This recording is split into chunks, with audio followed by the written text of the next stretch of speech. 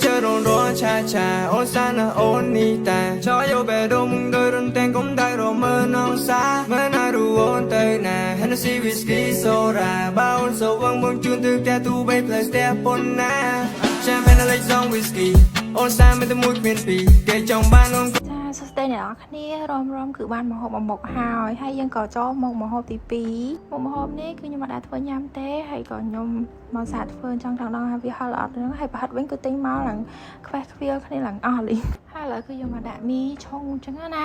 តែខ្ញុំឆុងតែ2កញ្ចប់ដោយសារខ្លាចវាហឹលពេកមីហឹលកោដែលខ្ញុំញ៉ាំមកដល់គឺមីឥណ្ឌូមីអ្នកគ្នានឹងវាហឹលតែខ្ញុំមិនដឹងថាហឹលឬក៏អត់ទេអញ្ចឹងចាំមើលទាំងអស់គ្នាថាខ្ញុំញ៉ាំកើតឬក៏អត់អញ្ចឹងតែខ្ញុំគិតថាប្រកាសជាកើតបើមិនកើតទៅលិចយាយម៉ែនខ្ញុំធ្វើម្ហូបក៏ចេះរៀងសង្ហាដែរនេះអ្នកនរគ្នាឃើញកបោពួកខ្ញុំរៀនស្មានអញ្ចឹងកុំគិតថាខ្ញុំញ៉ាំតមអីឲ្យសោះខ្ញុំញ៉ាំមិនដែលតមទេដូចខ្ញុំនិយាយរដងអញ្ចឹងហើយឥឡូវនេះគឺមីខ្ញុំបានឆ្អិនហើយអញ្ចឹងយើងដាក់គ្រឿងវាអញ្ចឹងហើយខ្ញុំដាក់ទាំងអស់តែម្ដងហើយបន្ទាប់ពីដាក់គ្រឿងឆាវាមកស្ទុះមកក៏ខ្ញុំចាប់វាដាក់ចានអញ្ចឹងទៅយើងគៀវាចូលវាមកអស់មកឲ្យវាស្អាតបាត់ឆ្នាំងយើងអញ្ចឹងកុំឲ្យពិបាកលាងហើយតើមកគឺខ្ញុំដាក់ល្ងស្រែកអីហ្នឹងនៅក្នុងកញ្ចប់ហ្នឹងគឺដាក់ទាំងអស់មកដើម្បីវាកាន់តែឆ្ងាញ់តែម្ដងឥឡូវយើងចាប់តាមញ៉ាំទាំងអស់គ្នានិយាយ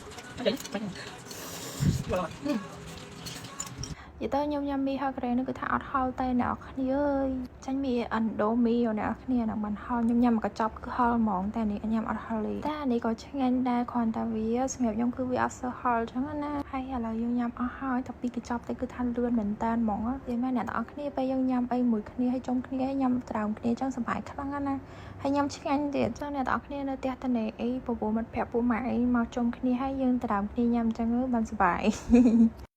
ស្រុកមកគឺថាហល់តែអ្នកគ្នាហើយមួយតិចហ្មងសុំ3មួយទៀតហើយឆ្ងាញ់អូខេនេះជោគខ្ញុំមកស្អាតមិននិយាយ